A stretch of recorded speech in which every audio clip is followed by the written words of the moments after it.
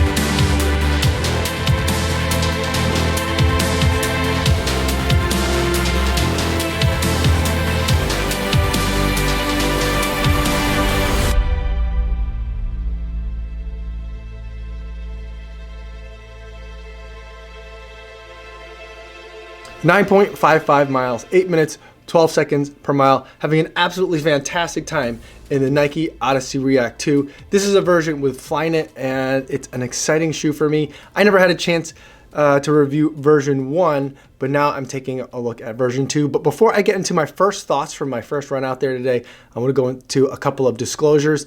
This particular pair of shoes was sent to me by Roadrunner Sports. They're not paying me to make the video, and no one from Nike is paying me to make the video. No one has any editorial control over it. They're not going to see it until you're able to see it.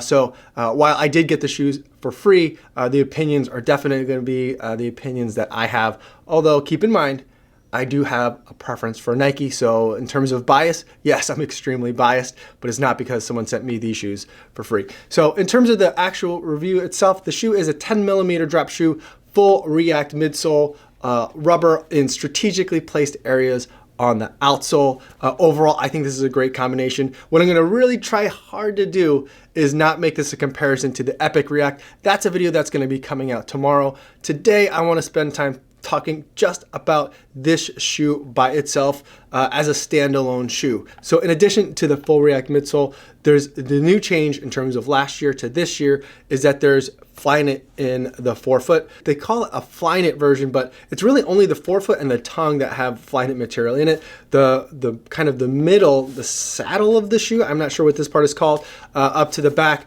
is a more traditional material. It's a little bit padded, pretty comfortable on your foot, and it's got more of a smooth, plastic-y kind of feeling to the outside. It's not quite like neoprene. It's a little bit smoother, shinier than that. A little pull tab on the back, which some people really appreciate, and a little bit of TPU in the back as well.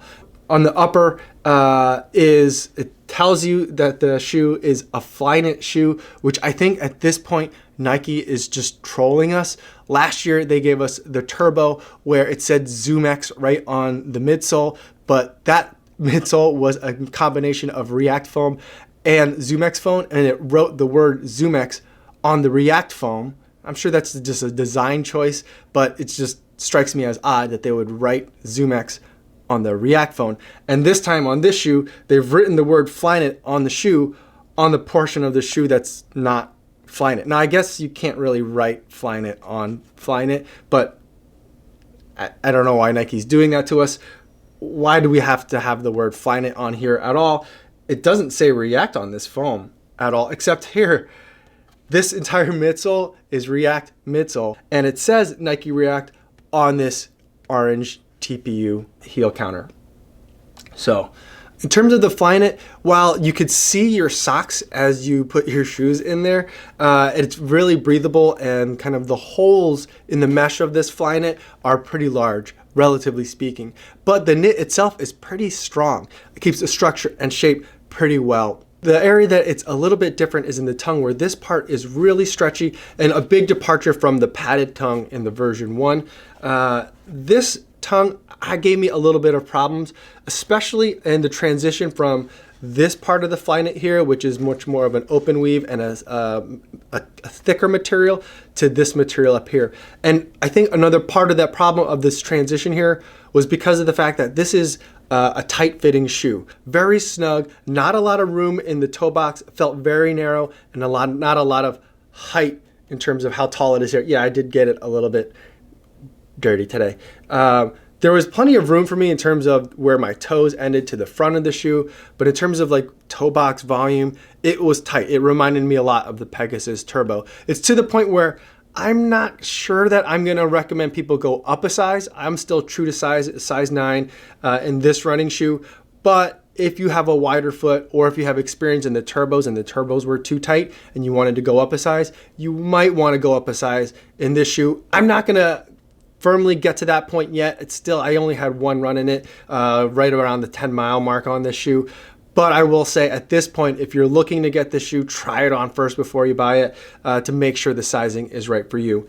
But because the shoe is a little bit of a more snugly fitting shoe, when you put your foot in, it pushes this tongue material down and creates like a fold over in the material. And that was painful as I put my foot in it and started to tie the laces. So once you put your foot in the shoe, you got to make sure you pull this up to make sure that there's no material doubled over on itself. If you are someone that is worried about tongue comfort, like whether it's padded or not, whether there's going to be pressure on top with the lacing, this is a shoe that you will definitely want to try on before you buy it, because I don't normally have that problem, but for me, lacing up the shoes, I was fiddling around with how tight the shoes were and like spreading around the pressure because it felt like it was a little uncomfortable. Now, I wore it for my run commute home today, which meant that I wore it to commute in the morning, and I wore it around at the office during the day today when I didn't have to be in kind of dress clothes.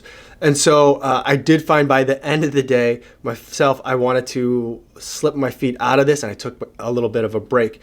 There's something about this shoe when you're sitting down that's really uncomfortable about it.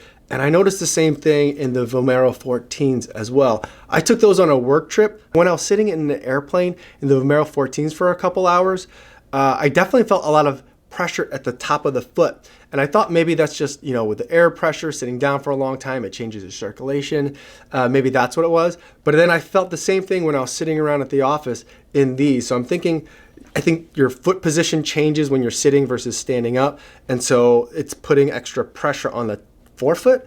And so when I'm running, when I'm standing up, completely disappears. But when I'm sitting for a long time in these, the forefoot was a little bit of an issue, at least on the first day. I'll let you guys know as I get more time in this shoe if any of that changes.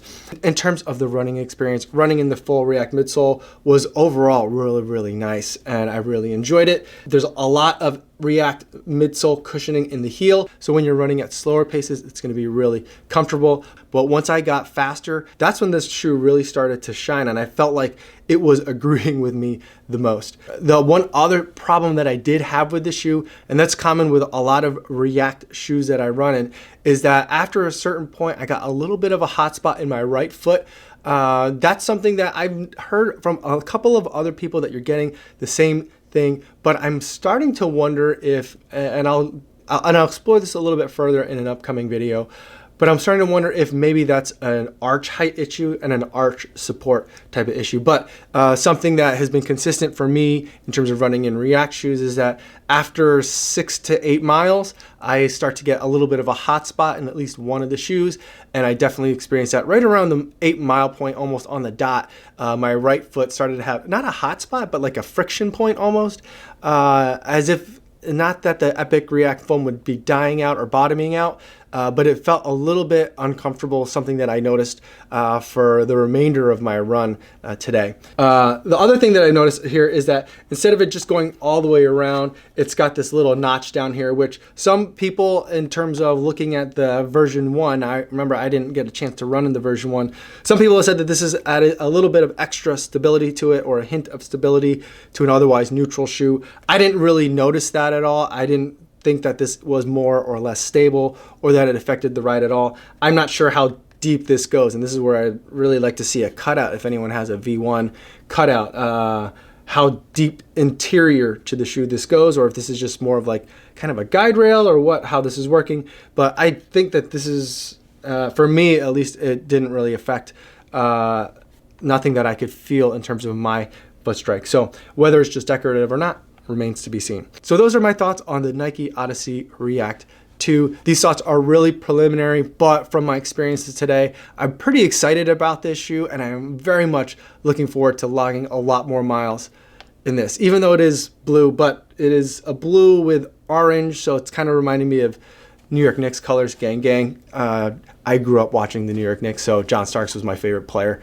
growing up and watching NBA basketball in the 90s. So let me know if you have any questions so far about the Odyssey React 2, or if you had a lot of experience in the Odyssey React 1. I'd love to hear about that also in the comments. Before I go, I do want to remind you guys that this week's charity runner for the week is Joel Moody, and he's going to be running the 2019 London Marathon for Prostate Cancer Research Center in the UK. One of the stories that Joel shares is that unfortunately his grandfather passed away from prostate cancer. They didn't detect it until it was much too late for him. But because of his grandfather's story, his uncle did get checked early on when he started noticing certain kinds of symptoms.